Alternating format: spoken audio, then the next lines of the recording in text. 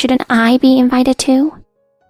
Fred and I discussed things, and we decided to go just the three of us. We can go on a trip together with you next time.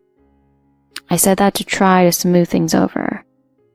Family are the people you're related to by blood. I should be the one going, not you. She said something ridiculous. What are you talking about? There's no way. I'm going on the family trip.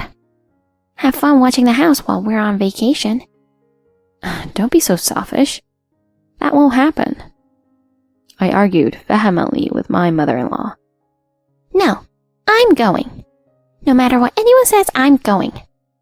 She continued on strongly. It was as if I was arguing with a child in the middle of a temper tantrum.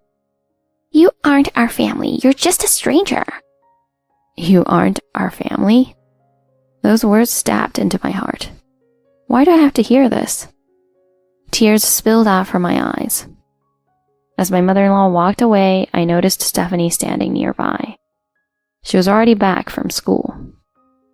I was so shaken that I didn't realize what time it was. Stephanie looked at me worriedly. Mom, are you okay? Did Grandma say something mean to you? It's okay, Stephanie. I wiped my tears and smiled at Stephanie. Mom, I love you. I will protect you. Hearing Stephanie's words, I cried again, but this time of happiness. At the same time, I felt a bit pathetic. Showing my daughter such a weak side of myself? What in the world was I doing? How could I make my 6-year-old daughter feel like she has to say that to me? I can't let things continue like this. I told Fred what happened. She shouldn't talk like that. Audrey, I'm sorry. Please talk to her. Why do I have to be made a fool of and told that I'm not part of the family? I was so frustrated that tears flowed from my eyes again. I'm really sorry. Your mother says she's going to go on the trip no matter what. Fred made a concerned face. Once she makes up her mind, she won't listen to any reasoning. We both held our heads in our hands. I won't let her get in the way of our fun trip. On the day of our departure, my mother-in-law arrived at our house with a huge suitcase. Stephanie, I'll be joining the trip instead of your mom. Stephanie didn't look happy to be hearing that at all. Mom, why? Come on, why? It's okay, it'll definitely be fun. But I want Mom there. Don't worry. I'll be there. You're only here to drive us to the airport. My mother-in-law said that with a wide grin. The four of us headed to the airport. But then, as we were checking into the flight... Ma'am, I'm sorry, but you won't be able to board this flight. The staff at the counter didn't let my mother-in-law check in. The face my mother-in-law made at that moment was priceless. With anger bubbling up from the bottom of her heart, her face grew bright red. What do you mean? As I said, you won't be able to board this flight. The name on your passport is different from the name that the flight reservation is under. My daughter-in-law is unable to go, so I'll be flying in her place. What's the issue? For security reasons, we cannot allow that. She was turned down over and over. With a worn-out look on his face, Fred carried on with the check-in. How could you do this? If you cause any more commotion, we will have to call security.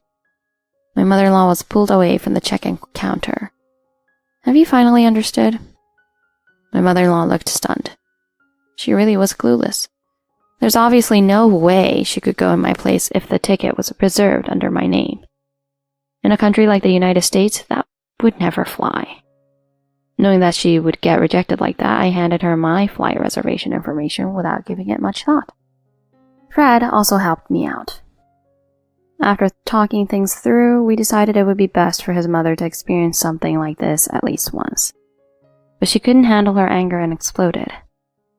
Audrey, you! How far will you go to make me feel like a fool? I pity Stephanie for having such a petty mother like you. You idiot woman! At that moment, a voice screamed, Stop!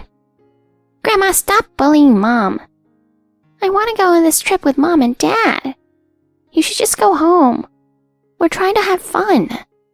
I was looking forward to this so much. I hate you, Grandma. Hearing those words from the granddaughter she loved, the look of shock on my mother-in-law's face looked like it was straight out of a cartoon. Stephanie, you hate me?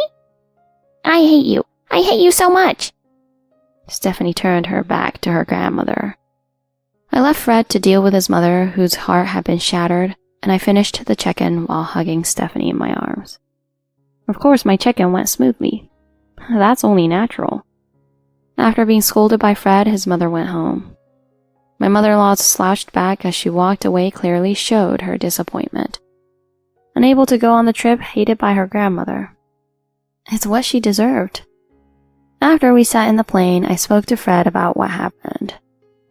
Don't scold Stephanie too much about what happened. She was doing it to protect me. I know. She was angry at her grandma, too. Audrey, I'm sorry for putting you through all that. Don't worry about it. Let's enjoy this trip as much as we can. And that's exactly what we did. Fred's mother didn't contact us even once during the trip. It felt like a breath of fresh air. From then on, my mother-in-law never spoke poorly of me again.